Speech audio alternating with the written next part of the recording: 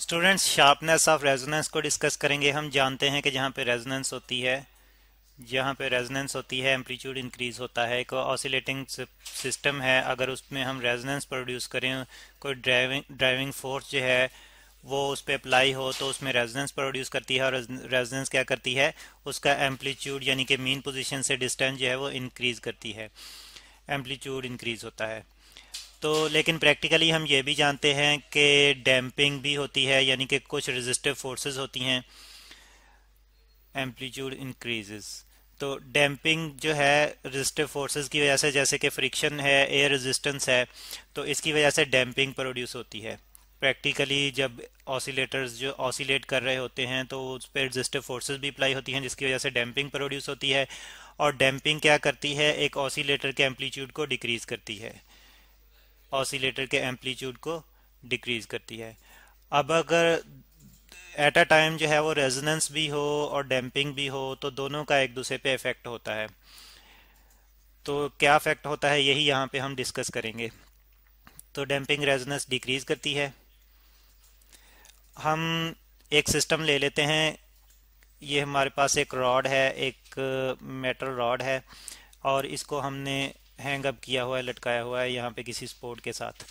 अब इसमें तीन पेंडुलम अटैच हैं। एक पेंडुलम यहाँ पे है, और एक पेंडुलम यहाँ पे है, और एक पेंडुलम यहाँ पे है।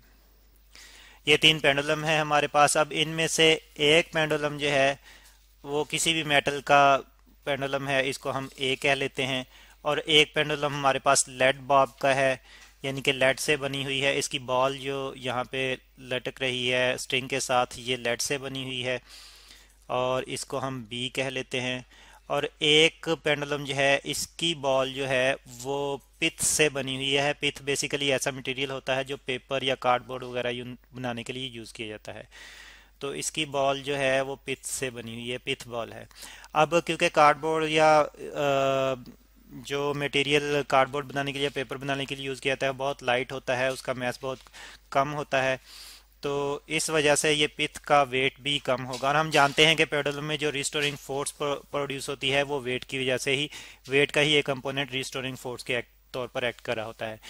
अब अगर हम पेंडुलम ए को वाइब्रेट करवाएं तो पेंडुलम ए की वाइब्रेशन जो है वो शिफ्ट होगी इन दोनों पेंडुलम्स में। और हम देखेंगे कि लेड जो है ये ज़्यादा, इसका एम्पलीट्यूड ज़्यादा होगा, क्योंकि तीनों की लेंथ सेम है, तो तीनों जो है वो सेम फ्रीक्वेंसी से वाइब्रेट करेंगे। लेंथ सेम है तो टाइम पीरियड सेम होगा। जैसे कि हम जानते हैं कि पेंडुलम का टाइम पीरियड उसकी लेंथ पे डिपेंड करता है। तो ए जितनी फ्रीक्वेंसी से ऑसिलेट करेगा उतनी ही फ्रीक्वेंसी से बी ऑसिलेट करेगा, और उतनी ही फ्रीक्वेंसी से पिथ बॉल, यानी कि इसको हम सी कह लेते हैं, ये वाला पेंडुलम ऑसिलेट करेगा। लेकिन हम देखेंगे कि लेड जो है इसका एम्पलीट्यूड ज़्यादा होगा। इसका एम्पलीट्यूड क्यों ज़्यादा होगा, बेसिकली इस पर रेजिस्टिव फोर्सेस जो है वो कम अप्लाई होंगी, जो एयर की रेजिस्टेंस है इस पर कम अप्लाई होगी, क्योंकि इसका जो वेट का कंपोनेंट जो कि रिस्टोरिंग फोर्स की वजह से रिस्टोरिंग फोर्स के तौर पर एक्ट कर रहा है वो ज़्यादा होगा। तो इसका वेट ज़्यादा होने की वजह से इसका रिस्टोरिंग फोर्स वाला कंपोनेंट ज़्यादा होगा, जबकि पिथ का वेट कम होने की वजह से इसका जो रिस्टोरिंग फोर्स वाला कंपोनेंट है वो कम होगा। इस वजह से लेड जो है वो ज़्यादा एम्पलीट्यूड से वाइब्रेट करेगा, जबकि पिथ बॉल जो है ये कम एम्पलीट्यूड से वाइब्रेट करेगी। रेजोनेंस दोनों में प्रोड्यूस होगी, लेकिन डैम्पिंग की वजह से पिथ में जो है वो, डैम्पिंग की वजह से पिथ, क्योंकि पिथ पे जो है, पिथ बॉल पे रिस्टोरिंग एयर की रेजिस्टेंस जो है वो ज़्यादा अप्लाई हो रही है, तो इस वजह से पिथ का एम्पलीट्यूड जो है वो कम होगा। तो और डैम्पिंग की वजह से होगा। अगर हम एम्पलीट्यूड और डैम्पिंग को ग्राफ की मदद से समझना चाहें तो हम इसे यहाँ पे एक एम्पलीट्यूड ड्रॉ और फ्रीक्वेंसी के दरमियान ग्राफ ड्रॉ कर लेते हैं। ये एम्पलीट्यूड है वर्टिकल एक्सिस पे, एम्पलीट्यूड, और हॉरिजॉन्टल एक्सिस पे हमारे पास ड्राइविंग फ्रीक्वेंसी है, यानी कि एक फोर्स है जो एक ड्राइविंग फ्रीक्वेंसी अप्लाई कर रही है। यहीं पे जो हम ए पेंडुलम ले रहे हैं, इसी की ड्राइविंग फ्रीक्वेंसी जो है वो बी और सी पे शिफ्ट हो रही है। तो इसी को डिस्कस करते हुए यहाँ पे हम लिख लेते हैं कि ड्राइविंग फ्रीक्वेंसी जो है वो हॉरिजॉन्टल एक्सिस पे है।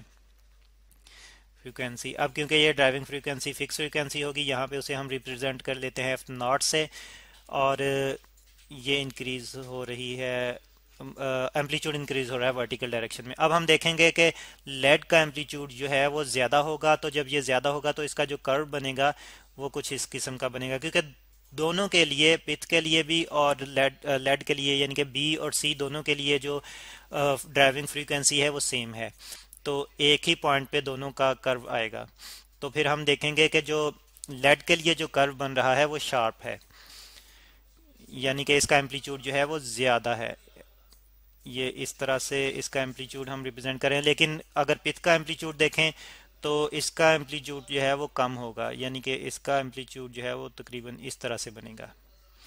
तो हम देख रहे हैं कि एक ही पॉइंट पे एक ही फ्रीक्वेंसी, ड्राइविंग फ्रीक्वेंसी दोनों पे अप्लाई हो रही है, लेकिन पिथ पे एयर रेजिस्टेंस ज़्यादा होने की वजह से यहाँ पे डैम्पिंग ज़्यादा है, जबकि लेड में डैम्पिंग कम है।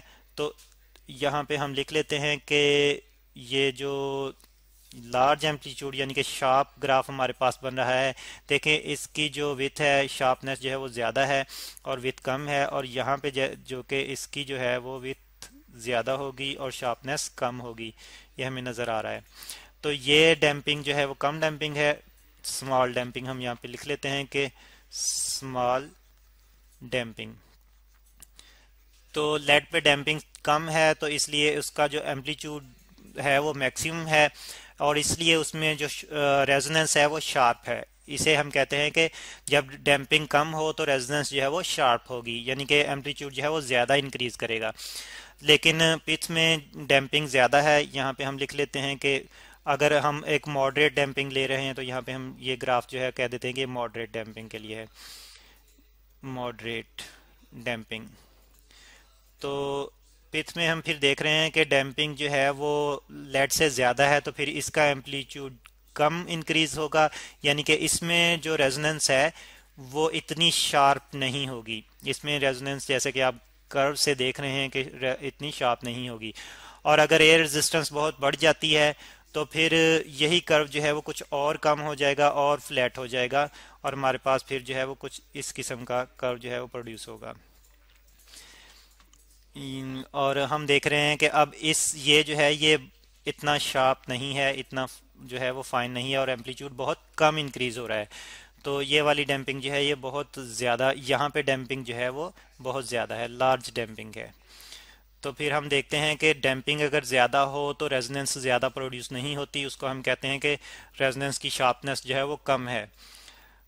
अगर डैम्पिंग लार्ज हो तो रेजोनेंस कम प्रोड्यूस होती है, हम कहते हैं रेजोनेंस की डैम्पिंग जो है वो, शार्पनेस जो है वो कम है, एम्पलीट्यूड कम इंक्रीज हो रहा है।